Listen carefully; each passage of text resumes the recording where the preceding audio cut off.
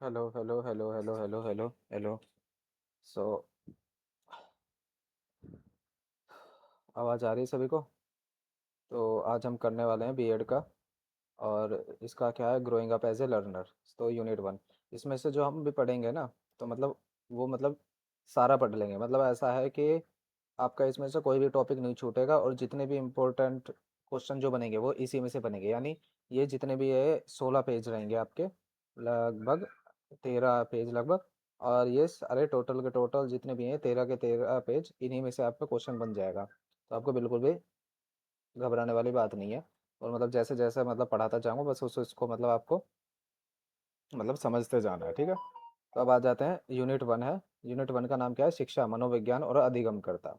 अधिगमकर्ता का मतलब क्या होता है? अधिगम, अधिगम मतलब जो बाहर से, मतलब कुछ भी इन्फोर्समेंट के थ्रू है ना, जो भी हमने कुछ देखा है उसे सीखने से संबंधित है। और मनोविज्ञान का अर्थ होता है मन का विज्ञान से, ठीक है। और आते हैं शिक्षा मनोविज्ञान। यानी शिक्षा मनोविज्ञान का है, मनोविज्ञान का पहले तो हम जान लेते हैं। इसे मनोविज्ञान अंग्रेजी में साइकोलॉजी कहते हैं। साइक का मतलब होता है आत्मा, और लॉजी का मतलब होता है अध्ययन, तो आत्मा का अध्ययन, ठीक है। और व्यवहार, इसे बाद में व्यवहार का अध्ययन का नाम दे दिया गया था। और व्यवहार का अध्ययन किसके अनुसार था? वुडवर्थ के अनुसार। क्योंकि वुडवर्थ ने के अनुसार क्या है, मनोविज्ञान ने सर्वप्रथम क्या, अपनी आत्मा का त्याग किया। यानी पहले वो उसमें कहा जाता था कि ये आत्मा का अध्ययन है, फिर नहीं गए, नहीं आत्मा का मन अध्ययन नहीं है, ये तो मन का अध्ययन है। फिर जब साइकोलॉजिस्टों ने और पूछा, फिर ने कहीं नहीं गया, मन का अध्ययन भी नहीं है, फिर ये चेतना का अध्ययन है। और इस तरीके से करते करते यह व्यवहार्य ढंग का अध्ययन हो गया, यानी व्यवहार का अध्ययन हो गया। अब शिक्षा मनोविज्ञान का क्या अर्थ है? और शिक्षा मनोविज्ञान का अर्थ है जो भी नियम और सिद्धांतों की खोज वैज्ञानिकों ने, यानी साइकोलॉजिस्टों ने पहले कर ली है, तो उस खोज का उपयोग शिक्षा के अंदर कैसे किया जाए ताकि मनुष्य के व्यवहार को सुधारा जा सके, तो उसे क्या कहते हैं? हम शिक्षा मनोविज्ञान कहते हैं, ठीक है। अभी आ जाते हैं स्किनर के अनुसार। शिक्षा मनोविज्ञान, शिक्षा स्किनर के अनुसार यहाँ पर कुछ डेफिनेशंस हैं कि शिक्षा का वह अंग है जो सीखने और सिखाने की प्रक्रिया से संबंधित है। यानी एक सीखेगा और एक सिखाएगा, ठीक है।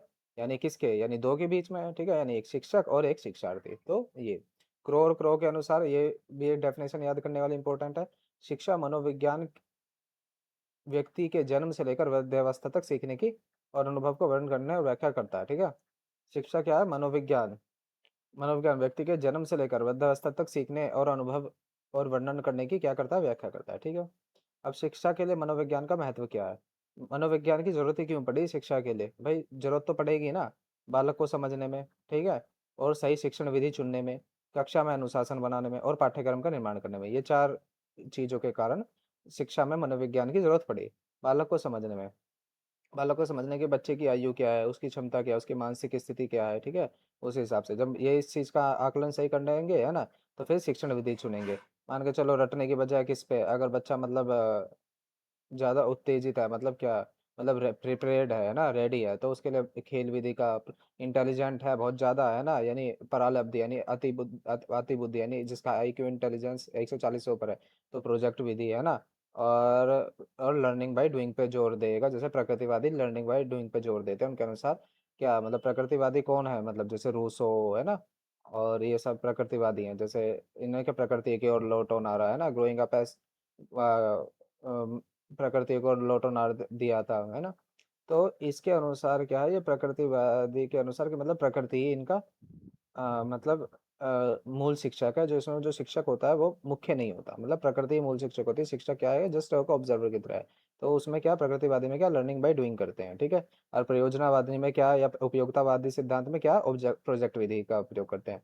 और कक्षा में अनुशासन बनाने में, मतलब डंडे या सजा के डर के बिना बच्चे बिना व्यवहार को समझकर प्रेम और अनुशासित करने से है, ठीक है। तो ये जो कॉलर्स ने अपना एक सिद्धांत दिया था, जिसमें एक सलमान नाम का चिंपैंजी था।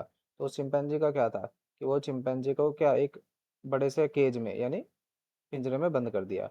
अब जब बड़े से पिंजरे में बंद कर दिया, तो क्या उसको मतलब वहां पर 3 बक्से रख दिए, बक्से यानी डिब्बे, और वो ऊपर केले का गुच्छा लटका दिया। अब उससे कह दिया गया, मतलब अब उसे छोड़ दिया गया, वो भूखा चिंपैंजी, मतलब केले खाने के लिए उसने कई तरीके से प्रयास करे, पर वो आखिरी में जब वो निरंतर प्रयास करता गया करता गया करता गया, तब वो क्या, उसने जो डिब्बे हैं एक के ऊपर एक करके लगा दिए, और उस डिब्बे पे चढ़ गया, उसने वो केले ले लिया, और वो यहाँ पर जो 2 डंडे रखे थे, वो बाकी के बचे हुए 2 डंडे उसने उन दोनों डंडे से पकड़ के निकाल लिए, ठीक है। तो ये कक्षा में अनुशासन है।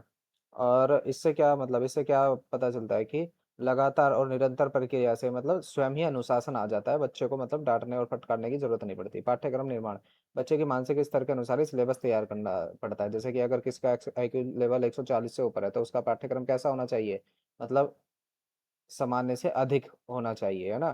क्योंकि अगर वो उसका पाठ्यक्रम रहेगा साधारण तो वो होएगा बोर, ठीक है? और अगर किसी का आईक्यू लेवल कम है तो उसका सामान्य से कम होना चाहिए और ऑडियो विजुअल पर ज़्यादा ध्यान चाहिए। मूल्यांकन, परीक्षा में केवल नंबर नहीं देखने बल्कि बच्चे के चौमुखी विकास मापने से, यानी उसका शारीरिक, मानसिक और आध्यात्मिक, है ना? तीनों तरीके का विकास होना चाहिए, ठीक है? तो मूल्यांकन इस तरीके से होना चाहिए। अब आ जाते हैं व्यक्तिगत भिन्नता। अभी हम ये किसके अनुसार पढ़ रहे थे? शिक्षा मनोविज्ञान के अर्थ और परिभाषा। अब आ जाते हैं व्यक्तिगत विभिन्नता। व्यक्तिगत विभिन्नता से क्या अभिप्राय? प्रकृति का नियम है कि कोई भी व्यक्ति बिल्कुल एक जैसे नहीं होते, यहाँ तक कि जुड़वा बच्चे भी शारीरिक या मानसिक रूप से अलग होते हैं।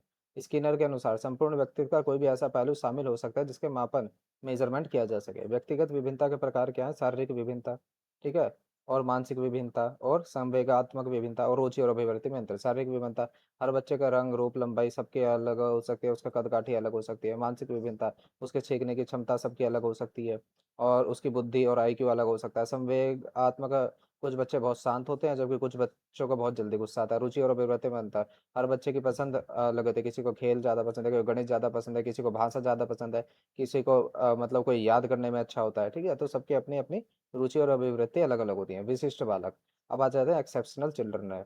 कक्षा में व्यक्तिगत विभिन्नता के कारण कुछ बालक सामान्य बच्चे से अलग होते हैं, ठीक है? इन्हें क्या कहा जाता है? इन्हें विशिष्ट बालक की श्रेणी में रखा जाता है, ठीक है? इन्हें इनका पहचान क्या क्या है? एक होता है प्रतिभाशाली बालक, एक होता है मंदबुद्धि या पिछड़ा बालक और तीसरा कौन-सा आता है? बाल अपराधी यानी डेलिक्वेंट चिल्ड्रन। ये आता है प्रतिभाशाली बालक जिसका आईक्यू लेवल 140 या उससे अधिक होगा, उसे कहेंगे हम प्रतिभाशाली बालक। इनको पढ़ाने की वृद्धि क्या है? जो अभी हम पढ़ रहे थे, समृद्ध पाठ्यक्रम, इनरिच्ड करिकुलम होता है। इनके क्या रहते हैं? जो आईक्यू लेवल 140 ये अपने सामान्य कक्षा से लेकर ऊपर वाले जो कक्षा वाले जो स्टूडेंट्स रहते हैं उनके क्वेश्चन सॉल्व कर रहे होते हैं। इन्हें कठिन प्रोजेक्ट और वाले कार्य सौंपने चाहिए। समय-समय पर डबल प्रमोशन, ये कक्षा लगना है, यानी जैसे 5वीं से 7वीं में, 7वीं से 9वीं में ऐसा प्रमोट करते रहना चाहिए। मंदबुद्धि या पिछड़े बालक, इनकी बुद्धि लब्धि जो है 80 से 90 या उससे कम होती है। बर्ट के अनुसार पिछड़ा बालक वह है जो अपनी आयु स्तर के अनुसार नीचे की कक्षा के कार्य भी नहीं कर पाता है ना। मतलब अपने मान लो अगर 5वीं है तो 5वीं के तो कर ही नहीं पा रहा है, यानी चौथी तीसरी के भी नहीं कर पा रहा है। तो इनके लिए क्या उपचारात्मक, इनके लिए रेमेडियल टीचिंग की वो कहाँ-कहाँ गलती कर रहा है उसके हिसाब से रेमेडियल टीचिंग होनी चाहिए, ठीक है? और शिक्षक को बहुत धैर्य पेशेंस रखना पड़ता है और पढ़ाने के लिए क्या दृश्य श्रव्य सामग्री यानी ऑडियो विजुअल वाला। और यानी एक तरीके से बहुत सिंपल सा क्लियर करके चलते हैं। ऑडियो विजुअल यानी फ़िल्म के माध्यम से, वीडियो के माध्यम से। सीखने की गति बहुत धीमे और क्या होना चाहिए? रिपिटिशन होना चाहिए। बाल अपराधी, जब कोई कानूनन कम उम्र का बच्चा समाज विरोधी या गैर कानूनी कार्य जैसे चोरी करना, मारपीट, स्कूल से भागना करता है तो उसे बाल अपराधी कहते हैं। इसके कारण क्या घरेलू कलह, गरीबी या बुरी संगति हो सकती है, ठीक है?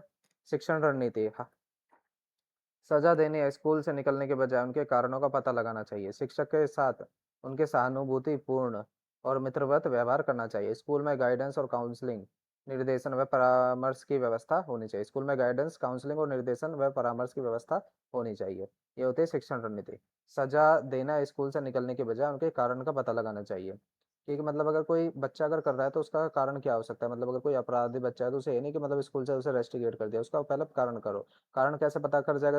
उसके साथ मित्रतापूर्वक व्यवहार करोगे, उसकी काउंसलिंग करो कि ऐसा कारण क्या है कि मतलब वो इस तरीके का संगीन अपराध करने में इन्वॉल्व हुआ। और इस और उसके जो काउंसलिंग करिए उसके काउंसलिंग के अनुसार उसे निर्देश दो, उसे डायरेक्शन दो कि ऐसा नहीं, ऐसा नहीं। इसी वजह से क्या है, गवर्नमेंट के क्या है, बाल सुधार गृह हैं। ये हो गई अपने ये यूनिट 1 कंप्लीट। अब जैसे व्यक्तिगत विभिन्नता से आप क्या समझते हैं? अभी हमने पढ़ लिया था व्यक्तिगत विभिन्नता से क्या समझते हैं? मतलब हर बच्चा अपना अलग-अलग व्यक्तिगत रूप से विभिन्न होता है, ठीक है ना? कोई बच्चा क्या होता है पहले से ही बहुत तेज होता है जिसका आईक्यू लेवल क्या होता है? जैसे बहुत तेज होता है जिसका 140 होता है, ठीक है ना? जैसे हमने क्या मतलब अतिलब्धि बुद्धि वाला पढ़ा था, है? ये वाला पढ़ा था ना, मतलब प्रतिभाशाली बालक। और क्या होता है? एक होता है मंदबुद्धि बालक और एक तीसरा क्या होता है? Delinquent children. तो व्यक्तिगत विभिन्नता हो जाएगा। स्किनर या जेम्स ड्रेम की परिभाषा है ना, स्किनर या जेम्स ड्रेव की परिभाषा, स्किनर के अनुसार क्या है? मतलब मनोविज्ञान है, शैक्षिक मनोविज्ञान क्या है? सीखने और सिखाने का विज्ञान है। व्यक्तिगत विभिन्नता, जैसे शारीरिक है ना, शारीरिक विभिन्नता अलग होती है, मानसिक विभिन्नता अलग होती है कि सबकी मानसिक स्थिति अलग-अलग होती है। संवेदनात्मक, किसी को बच्चों को जल्दी गुस्सा आता है, किसी को देर में। सामाजिक को एक डायग्राम में दिखाएँ, ठीक है? प्रतिभाशाली बालकों के लिए एक शिक्षण रणनीतियाँ। पॉइंट्स में 4 बातें, जैसे समृद्ध पाठ्यक्रम और पुस्तकालय में सुविधा, इस तरीके से। अब आ जाते हैं, और फिर इस तरीके से आपको निष्कर्ष लिख देना है। अब आ जाते हैं यूनिट 2 में। अब यूनिट 2 में क्या, बीएड, इसमें क्या है, वृद्धि और विकास, यानी वृद्धि और विकास दोनों में अंतर होता है, ठीक है? इसमें क्वेश्चन ये आता है कि वृद्धि और विकास में क्या अंतर होता है? देखो, वृद्धि का अर्थ होता है कि लंबाई और वजन से, और जबकि विकास का अर्थ क्या होता है, शारीरिक, मानसिक और सामाजिक, तीनों हिसाब से। मापन इसमें क्या है, इसमें सीधा माप या तोला जा सकता है। इसमें सीधा माप या तोला जा सकता है, जैसे 50 किलो, 5 फुट, है ना? इसमें मापना कठिन होता है, इसे केवल व्यवहार द्वारा महसूस किया जाता है। यह एक निश्चित उम्र, परिपक्वता, मैच्योरिटी पर आगे को रुक जाता है। यह जीवन भर चलता रहता है, गर्भ से लेकर मृत्यु तक। स्वरूप, यह केवल बाह्य एक्सटर्नल होता है, और यह आंतरिक और बाह्य दोनों होता है। विकास का सिद्धांत, निरंतरता का सिद्धांत है, विकास कभी न रुकने वाली प्रक्रिया जो माँ के गर्भ से शुरू होकर मृत्यु तक चलती है। और समान प्रतिमान का सिद्धांत, हर जाति अपने अनुसार ही विकास करती है। जैसे मानव का बच्चा पहले खिसकना सीखेगा, फिर क्या, चलना चाहेगा, और वह किसी भी देश का हो। और दिशा के सिद्धांत, विकास की दिशा सिर से पैर से लेकर, यानी सेफलोकोडल होती है, और केंद्र से बाहर की ओर, यानी प्रोक्सिमो डिस्टल होती है। सिर से पैर से लेकर यानी सेफलोकोडल, केंद्र से बाहर की ओर यानी प्रोक्सिमो डिस्टल। सामान्य से विशिष्ट क्रियाओं का सिद्धांत, बच्चा पहले सामान्य क्रिया करता है, फिर विशिष्ट क्रिया, जैसे पहले पूरे हाथ से खिलौना पकड़ता है, बाद में उंगलियों का उपयोग करता है। एडोलोसेंस, किशोरावस्था। स्टैनले ने अपनी पुस्तक एडोलोसेंस में लिखा है कि किशोरावस्था बड़े संघर्ष, तूफान और विरोध की अवस्था है।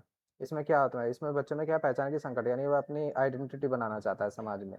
और घनिष्ठ मित्र और समूह भावना होती है। अब इस मामले में बच्चे अपने माता पिता से ज्यादा किससे, मतलब दोस्तों में ज्यादा रहते हैं, ठीक है? वीर पूजा, अपने अपने क्या, एक हीरो मानने लगते हैं, ठीक है? और उसी की हूबहू नकल करने की कोशिश करते हैं। संवेदात्मक स्थिरता, मूड स्विंग्स बहुत तेजी से होते हैं, पल में खुशी और पल में दुख, दिवा स्वप्न, आँख खुली आंखों से सपने देखते हैं।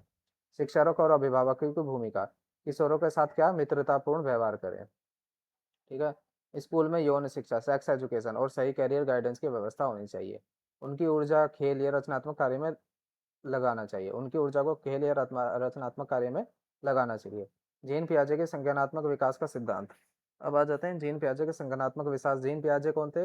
स्विस साइंटिस्ट थे, और साइंटिस्ट नहीं कहेंगे, बेसिकली क्या, साइकोलॉजिस्ट थे। और इन्होंने क्या, मतलब अपने बच्चों पर भी बहुत ज़्यादा प्रयोग किए थे।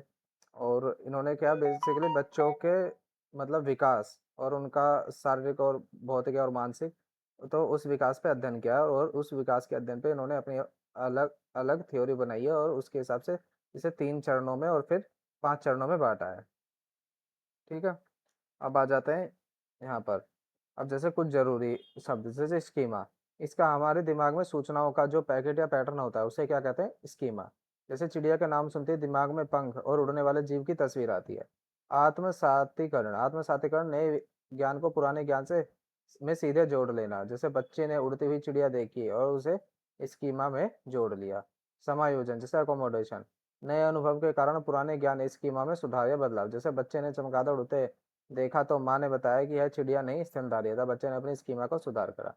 अब आ जाते हैं संवेदात्मक अवस्था, जिसे 0 से 2 वर्ष, और पूर्व संक्रियात्मक यानी प्री ऑपरेशनल यानी 2 से 7 वर्ष, और कॉन्क्रीट ऑपरेशनल यानी 7 से 11 वर्ष, और औपचारिक यानी फॉर्मल ऑपरेशन यानी 11 वर्ष। संवेदात्मक इस अवस्था यहाँ पर इंद्रियों के माध्यम से सीखता है। वस्तु स्थायी, यहाँ पर ऑब्जेक्ट परमानेंस होता है बच्चे के मन में। इस अवस्था के अंत तक बच्चा समझ आ जाता है कि वस्तु का सामने नहीं है, दुनिया वह भी दुनिया में मौजूद है। जैसे चादर के नीचे छिपाया गया खोल लेना, ढूंढ लेना। इस अवस्था के अंदर बच्चे को समझ में आ जाता है कि जो वस्तु सामने नहीं है वह भी दुनिया में मौजूद है, ठीक है? वस्तु स्थायित्व, object permanence, basically object permanence यहाँ पर इस तरीके से लिखा गया है। लेकिन ऑब्जेक्ट परमानेंस क्या ऐसा होता है कि मतलब जैसे बच्चे का खिलौना है, तो अगर उससे छीन लो तो फिर वो बहुत ज़्यादा रोने लग जाता है ना, तो उसका कहता है नहीं ये तो मुझे खिलौना चाहिए। अब वो जो चीज़ है, हेलो, हाँ, तो अब वो जो चीज़ है, वो जो खिलौना, वो जो की वजह से वो रोने लग जाता है, वो समझता है कि यही बस मेरे पास ही है और किसी के पास है ही नहीं। अब आ जाते हैं प्री ऑपरेशनल, ये का बेसिकली 0 से 2 साल की रहती है। और ये आ जाती है प्री ऑपरेशनल स्टेज। ये क्या होता है, 2 से 7 साल की होती है। इसमें क्या, भाषा सीखता है, भाषा मतलब लिखित, मौखिक। लिखित तो कहाँ सीखेगा, मौखिक सीखेगा और इशारों वाली सीखेगा। और इसमें क्या जीववाद होता है, बच्चा निर्जीव चीजों को भी सभी समझता है, जैसे गुड़िया के चोट लगने पर रोने लग जाता है, टेबल से पैर टकराने पर उसे टेबल को पिटवाता है। और आत्म केंद्रित होता है, बच्चा सोचता है कि जो उसे पसंद है वह पूरी दुनिया को पसंद है, वह दूसरों को नजरिया नहीं समझ पाता। ठीक है, तो ये होता है आत्म केंद्रित। मूर्ध संक्रियात्मक अवस्था, कॉन्क्रीट ऑपरेशनल स्टेज, 7 से 11 वर्ष। बच्चा उन चीजों के बारे में तार्किक चिंतन शुरू करता है जिन्हें वह सामने देख सकता है। मूर्त वस्तुएं, संरक्षण कंजर्वेशन, वह समझ जाता है कि बर्तन का आकार बदलने से पानी की मात्रा नहीं बदलती, जैसे चौड़े और लंबे गिलास में समान पानी की समझ। और चीजों का क्रम से लगाना, सीरिएशन और वर्गीकरण सीखा जाता है। औपचारिक अमूर्त संक्रियात्मक अवस्था और फॉर्मल ऑपरेशनल स्टेज, 11 वर्ष से ऊपर। बच्चा बिना बिना देखे भी अमूर्त यानी एब्स्ट्रैक्ट चीजों पर वैज्ञानिक और तार्किक चिंतन कर सकता है। समस्या समाधान की क्षमता का पूर्ण विकास हो जाता है। काल्पनिक परिस्थितियां भी वह नियम बना सकती हैं, जैसे यूनिट 3, अधिगम का सिद्धांत, learning and theories of learning. अधिगम, अधिगम का अर्थ है सीखने से होता है। अनुभव, अभ्यास या प्रशिक्षण के व्यवहार में होने वाले स्थायी परिवर्तन को क्या कहते हैं, अधिगम कहते हैं। गेट्स के अनुसार अनुभव और प्रशिक्षण द्वारा व्यवहार में परिवर्तन ही क्या है, अधिगम है। थॉर्नडाइक के अधिगम, laws of learning most important, यानी थॉर्नडाइक के अधिगम ने 3 मुख्य अधिनियम है, जैसे तत्परता का नियम, थॉर्नडाइक के तत्परता का नियम यानी लॉ ऑफ रेडीनेस, मतलब बच्चा कितना रेडी है। अगर बच्चा रेडी, शारीरिक और मानसिक रूप से रेडी है यानी वो इच्छुक है, ठीक है, तो वो जल्दी सीख लेगा। अभ्यास, फिर वो सीखने के बाद उसका कितना अभ्यास करता है। ठीक है, अगर अगर अभ्यास करना छोड़ देगा तो वो भूल जाएगा। तो इस वजह से क्या, कर अभ्यास की जड़ मति और सुजान, ऐसा कहावत है ना, तो वही। प्रभाव है संतोष, जो इतना अभ्यास करा और जितना सीखा, जब वो उसे वो आ जाता है तो उसे वो संतोष होता है। और अगर और फिर उसे संतोष होता है, उसे पुरस्कार या तारीफ, तो उसे दोबारा करेगा। और यदि अगर नहीं कर पाता तो उसे दुख होता है या फिर टीचर से डांट पड़ती है ना, तो कई बार देखने में आता है वह उसे छोड़ देता है। अधिगम के प्रमुख व्यवहारवादी सिद्धांत। ठीक है, थॉर्नडाइक का प्रयास एवं त्रुटि का सिद्धांत है, जिसे कहते हैं एसआर यानी stimulate reaction board theory. Thorndike ने क्या मतलब एक भूखी बिल्ली को एक पिंजरे में बंद कर दिया और पिंजरे के बाहर क्या एक मछली का टुकड़ा रख दिया। बिल्ली ने बाहर निकलने के लिए कई गलत प्रयास किए, झपट्टा मारा, अचानक पिंजरे के लीवर पे पैर पड़ गया और दरवाजा खुल गया। तो इससे एक सिद्धांत क्या बताता है कि बालक गलतियां करके ही सीखता है। गणित, विज्ञान और साइकिल चलाना भी बहुत उपयोगी है, यह मंदबुद्धि बच्चों के लिए वरदान है। और पावलाव का शास्त्रीय अनुबंधन यानी क्लासिकल कंडीशन थ्योरी, इसमें कुत्ते पर प्रयोग किया गया था। उन्होंने क्या, कुत्ते के भोजन को थीक देने से पहले घंटी बजाना शुरू करा। कुछ दिन तक घंटी बजी और तुरंत भोजन आ जाता था, जिसे देखकर कुत्ते मुंह से लार टपकाते थे। एक दिन पावलाव ने घंटी बजाई और भोजन नहीं दिया, फिर भी कुत्ते के मुंह से लार टपक गई। कुत्ता घंटी की आवाज से अनुबंधित हो चुका था। शैक्षिक महत्व, कक्षा में बच्चों अच्छी आदतें, सुलेख और सही उच्चारण अनुशासन विकसित करने में यह बहुत मददगार होता था। इसके अनुसार बच्चे को मन से डर या फोबिया दूर किया जा सकता। स्किनर का क्रिया प्रसूत अनुबंधन, अन्य नाम क्या है, साधनात्मक अनुबंध यानी आरएस थ्योरी। प्रयोग क्या है, बीएफ स्किनर ने एक भूखे चूहे को स्किनर बॉक्स में बंद कर दिया। चूहा अंदर घूमता रहा, अचानक उसके पैर एक लीवर पर पड़ा, जिससे खट की आवाज हुई और एक भोजन की गोली पैलेट के अंदर आ गई। चूहे के लिए भोजन पुनर्बलन रीइंफोर्समेंट का काम कर गया। लीवर चूहे ने दोबारा लीवर दबाया और भोजन प्राप्त किया। यह अनुक्रिया रिस्पॉन्स पहले और उद्दीपक स्टिमुलस बाद में आया। तो ये हो गया पुनर्बलन। पुनर्बलन दो तरीके से होता है, सकारात्मक पुनर्बलन और नकारात्मक पुनर्बलन। सकारात्मक पुनर्बलन यानी तारीफ, शाबाशी, पुरस्कार, इसे बच्चा काम दोबारा करता है। और नकारात्मक पुनर्बलन तेज आवाज, डांट या सजा से बचना, ताकि अवांछित व्यवहार हो सके। शैक्षिक महत्व, बच्चे को तुरंत फीडबैक देने में उपयोगी है। इस सिद्धांत के अनुसार अभिक्रमित अनुदेशन, प्रोग्राम इंस्ट्रक्शन या कंप्यूटर आधारित शिक्षा का काम करती है। ठीक है, अब आ जाते हैं अधिगमों का संज्ञानात्मक सिद्धांत, कोग्निटिव थ्योरी। ये कोहलर का है। इस कोहलर में क्या, इंसाइट लर्निंग थ्योरी, इसमें इसने एक सुल्तान नाम के चिंपांजी पर वनमानुष को एक कमरे में बंद कर दिया और कमरे को कुछ खाली बक्से और लाठियां रख दी। सुल्तान ने पहले कूद कर केले पकड़ने की कोशिश की, लेकिन वो नाकाम रहा। इससे फिर उसके अचानक में दिमाग में एक इंसाइट यानी सूझ आई है ना, एक विचार आया। उसने एक के ऊपर एक बक्सा रखने, उन पर चढ़कर केले को तोड़ लिया। और इस पूरे प्रयोग में उसने दो लाठे को आपस में जोड़कर केले खींचे। और इसका मतलब क्या है कि सीखना धीरे धीरे अभ्यास से नहीं होता, बल्कि पूरी स्थिति को समझने के बाद अचानक दिमाग में आए विचार से होता है। शैक्षिक महत्व, यहाँ पर क्या है, समस्या समाधान, प्रॉब्लम सॉल्विंग मेथड से है। अब आ जाते हैं क्वेश्चन यूनिट नंबर 4 में। अब आ जाते हैं बुद्धि। बुद्धि का अर्थ और परिभाषा। बुद्धि कोई एक शक्ति नहीं है, इसके अनुसार क्या है, बल्कि यह विभिन्न योग्यताओं का एक समूह है, जिसके द्वारा व्यक्ति समस्याओं को सुलझाता है और नई बातें सीखता है। वर्थ के अनुसार बुद्धि कार्य करने की एक क्या है, विधि है। ठीक है, और वेक्सलर के अनुसार बुद्धि व्यक्तियों का एक सामूहिक योग्यता है। ठीक है, बुद्धि लब्धि, इंटेलिजेंट यानी क्या है, यहाँ पर मेंटल एज अपॉन में क्रॉनिकल एज गुणा में 100। ठीक है, यहाँ पर है बुद्धि लब्धि। बुद्धि के प्रमुख सिद्धांत क्या है? परीक्षा के दृष्टिकोण से नीचे दिए गए दो सिद्धांत सबसे महत्वपूर्ण है। स्पीयरमैन के द्विकारक सिद्धांत। स्पीयरमैन के यह कारक जन्मजात इनबॉर्न होता है और हर व्यक्ति में कम या ज्यादा मात्रा में पाया जाता है। व्यक्ति के सभी मानसिक कार्यों में इस कारक की आवश्यकता होती है, जिसे व्यक्ति जी कारक यानी जेनेटिक फैक्टर कहता है। विशिष्ट कारक, यह कारक जन्मजात नहीं होता, इसे वातावरण या अभ्यास से अर्जित किया जाता है। और व्यक्ति जिस क्षेत्र में कुशल होता है, जैसे संगीत, कला और गणित, उसके पास उस क्षेत्र के विशेष एस कारक होते हैं। एक व्यक्ति में कई प्रकार के एस कारक हो सकते हैं। जी कारक जन्मजात सभी कार्यों के लिए सामान्यता। S1, S2, S3 अर्जित, संगीत, खेल, गणित के लिए विशिष्ट। थ्रस्टन का समूह सिद्धांत। लुईस थ्रस्टन ने स्पीयरमैन के सिद्धांत का विरोध किया। उनके अनुसार बुद्धि ने एक या दो कारकों से बनी हुई है और ना बहुत सारे स्वतंत्र कारक हैं, बल्कि बुद्धि 7 प्रमुख प्राथमिक मानसिक क्षमताओं से है। जैसे शाब्दिक अर्थ क्षमता, शब्दों का अर्थ समझने की क्षमता, शब्द प्रवाह क्षमता, तेजी से शब्द या वाक्य बोलने की क्षमता। संख्यात्मक यानी गणितीय गणना तेजी से करना। स्थानिक क्षमता, और स्थानिक क्षमता में क्या होता है? काल्पनिक आकार जैसे नक्शा डिजाइन को समझना। स्मृति क्षमता यानी बातों को जल्दी जल्दी याद रखने की क्षमता। तार्किक क्षमता, किसी समस्या पर तर्क करने की योग्यता। प्रत्यक्षीकरण क्षमता, चीजों को देखकर उनके अंतर या समानता को तुरंत पहचानने की क्षमता। सृजनात्मकता, सृजनात्मकता का क्या होता है? जब कोई व्यक्ति किसी समस्या का बिल्कुल नया, अनोखा, उपयोगी समाधान खोजता है तो उसे क्या कहते हैं? सृजनात्मकता। क्रो के अनुसार सृजनात्मकता मौलिक परिणामों का अभिव्यक्त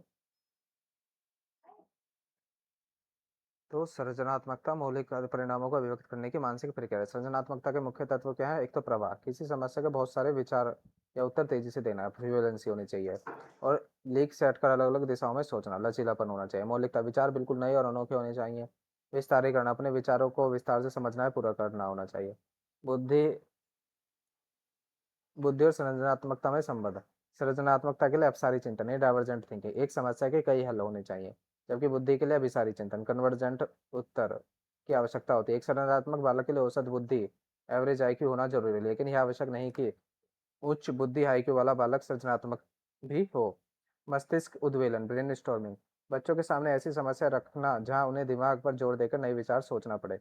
कक्षा में बच्चों के बिना किसी डर के प्रश्न पूछने और अपनी बात पर रखने की स्वतंत्रता देना है। बच्चों को अनूठी, अजीब खोजों और उनके उपहास मजाक न उड़ाकर उन्हें प्रोत्साहित करना है। तो ये आपका पूरा हो चुका है ना? उम्मीद है आपको समझ में आया होगा, और समझ में आ ही गया होगा, उम्मीद क्या है।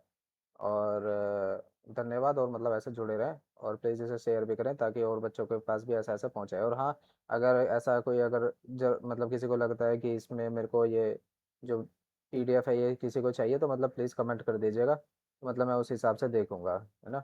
और सपोर्ट कीजिए। थैंक्स।